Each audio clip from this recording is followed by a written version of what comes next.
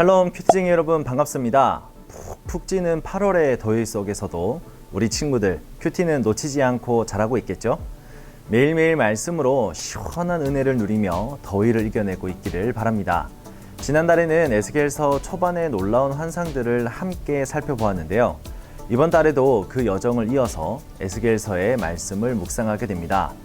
이번 8월에도 우리 삶에 주시는 하나님의 메시지를 깨달아가는 귀한 시간이 되기를 바라며 이제 8월 큐티 세미나를 시작합니다.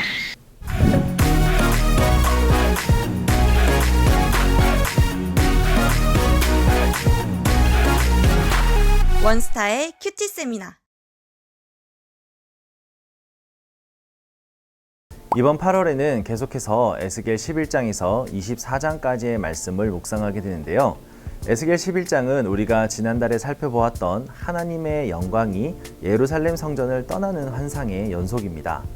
에스겔은 환상 속에서 성전에서 문지방으로 그리고 예루살렘 동쪽산으로 하나님의 영광이 점점 떠나가는 모습을 목격하게 되는데요.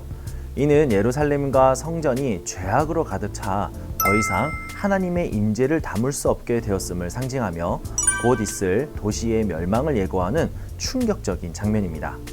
이 환상 속에서 에스겔은 백성들의 악한 계획과 지도자들의 죄악을 보게 되는데요. 특히 그들은 자신들을 성벽 안에 냄비 속 고기에 비유하며 안전하다고 자만합니다. 하지만 하나님께서는 그들의 생각이 틀렸음을 선언하시고 오히려 그들이 멸망할 것임을 분명히 예고하시죠. 그러나 절망적인 심판의 메시지 속에서도 하나님의 따뜻한 약속이 주어집니다.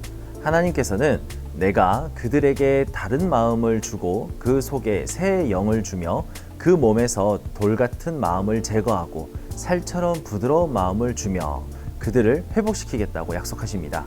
이는 비록 백성들이 심판을 받아 흩어질지라도 하나님께서 그들을 다시 모으시고 새로운 마음을 주어 언약을 회복하시겠다는 놀라운 소망의 메시지이기도 합니다. 이 말씀은 우리에게 하나님의 공의로운 심판 속에서도 변치 않는 회복의 약속이 있음을 깨닫게 하죠. 에스겔 12장에서 19장은 하나님의 심판이 반드시 임할 것이라는 확고한 메시지와 함께 죄에 대한 개인의 책임을 강조합니다. 에스겔은 다양한 상징이 담긴 행동과 비유를 통해 예루살렘의 멸망과 백성들의 포로 생활이 임박했음을 시각적으로 보여줍니다.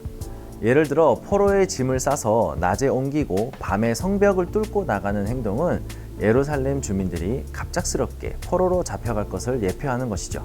또한 에스겔은 백성들이 믿었던 거짓 선지자들의 허위 예언을 비판하며 하나님의 말씀만이 진실하다는 것을 강조합니다. 백성들은 잘못된 환상과 거짓 평화를 전하는 자들에게 속아 넘어갔지만 하나님께서는 그런 예언들을 반드시 심판할 것이라고 말씀하십니다. 특히 중요한 부분은 개인의 책임에 대한 메시지인데요.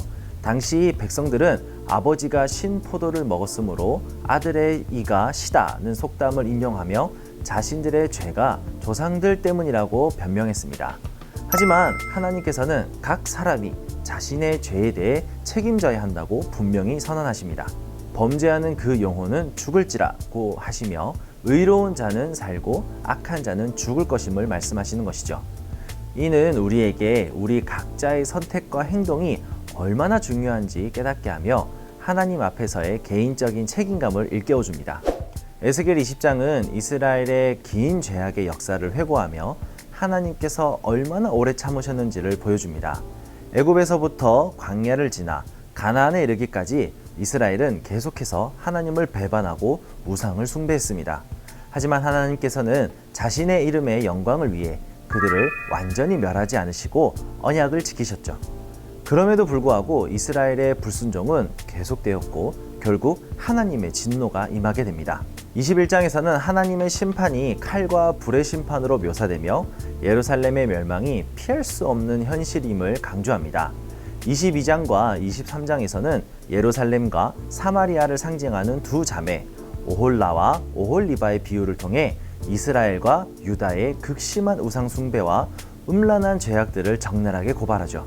이 비유는 이스라엘 백성들이 하나님을 배신하고 이방 나라들의 우상과 문화를 탐닉했다는 것을 보여줍니다. 그리고 24장은 예루살렘 멸망의 최고 선고를 내립니다. 에스겔은 끓는 냄비의 비유를 통해 예루살렘이 죄악으로 가득 차 결국 불에 타 심판받을 것을 예언합니다. 특히 이날은 바벨론 왕이 예루살렘을 포위한 날과 일치하며 하나님의 말씀이 역사 속에서 정확하게 성취됨을 보여줍니다.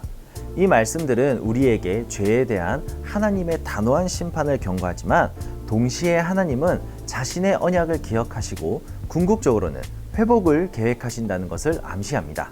오늘 에스겔 11장부터 24장까지의 말씀을 통해 우리는 하나님의 준엄한 심판과 동시에 변치 않는 언약의 신실하심을 함께 살펴보았습니다.